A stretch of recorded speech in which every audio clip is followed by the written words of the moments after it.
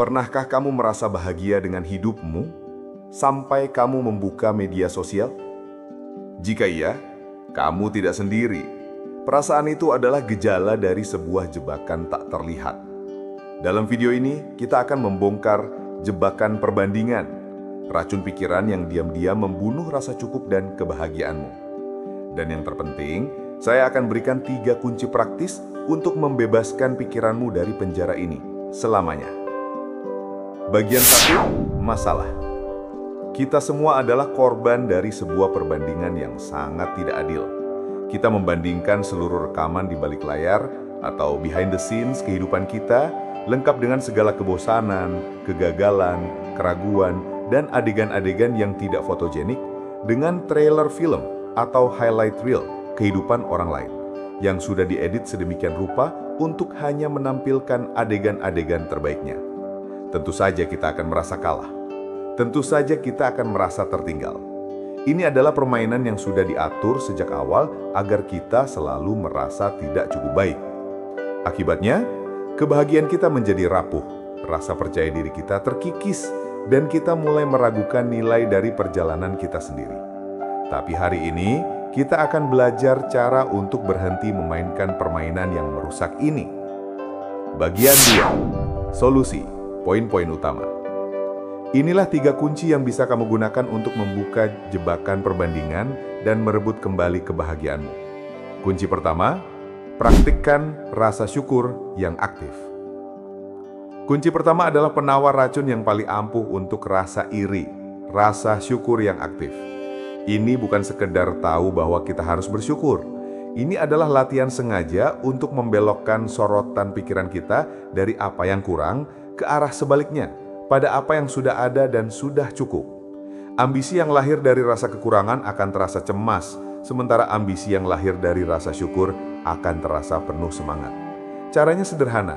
Setiap malam sebelum tidur, tulis 3 hal kecil yang kamu syukuri hari itu. Aku bersyukur untuk secangkir kopi pagi ini. Atau, aku bersyukur untuk obrolan singkat dengan seorang teman.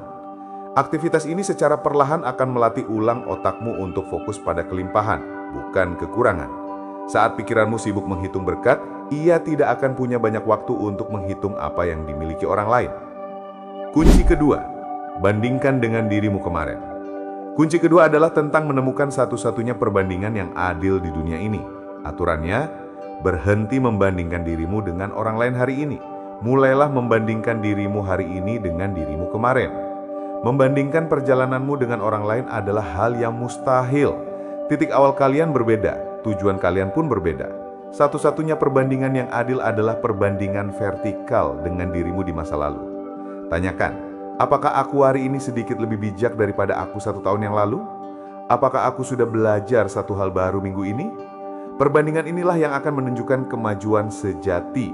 Ini mengubah fokusmu dari seberapa jauh aku tertinggal dari mereka menjadi seberapa jauh aku sudah melangkah. Ini mengubah rasa iri menjadi motivasi untuk terus bertumbuh di lintasanmu sendiri.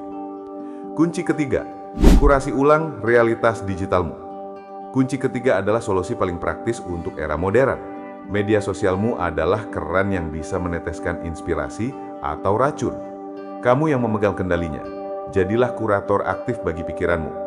Buka daftar followingmu. Jujurlah, akun mana yang setiap kali muncul membuatmu minder atau iri? Tekan tombol unfollow atau mute. Ini bukan tentang membenci mereka. Ini tentang mencintai kesehatan mentalmu sendiri. Ganti mereka dengan akun-akun yang benar-benar memberimu inspirasi, yang menunjukkan proses di balik layar atau yang membuatmu tertawa. Ingat, apa yang kamu lihat di media sosial adalah panggung pertunjukan, bukan realitas. Dengan secara sadar mengendalikan input informasimu, kamu mengubah media sosial dari arena perbandingan menjadi perpustakaan inspirasi. Bagian ketiga, kesimpulan yang menginspirasi. Bro, setiap dari kita punya lintasan lari masing-masing. Beberapa orang mulai lebih dulu, beberapa berlari lebih cepat, beberapa mengambil rute yang berbeda. Terus-menerus menoleh ke lintasan lain hanya akan membuatmu tersindung di lintasanmu sendiri. Rumput tetangga tidak lebih hijau, mungkin saja itu rumput sintetis. Fokuslah untuk menyirami rumput di halamanmu sendiri. Rayakan setiap kemajuan kecil, nikmati prosesnya. Karena pada akhirnya, Kebahagiaan bukanlah tentang mencapai garis finish bersamaan dengan orang lain, tapi tentang menikmati setiap langkah dalam perjalanan unik milikmu sendiri. Sebagai langkah pertama untuk mempraktikkan kunci nomor 1, mari kita mulai sekarang juga. Tulis di kolom komentar satu hal kecil saja yang kamu syukuri hari ini. Mari kita penuhi kolom ini dengan energi positif, bukan perbandingan. Dan jika kamu merasa video ini bisa membantu seseorang yang kamu kenal untuk merasa lebih baik, jadilah teman yang baik dengan membagikan video ini kepadanya.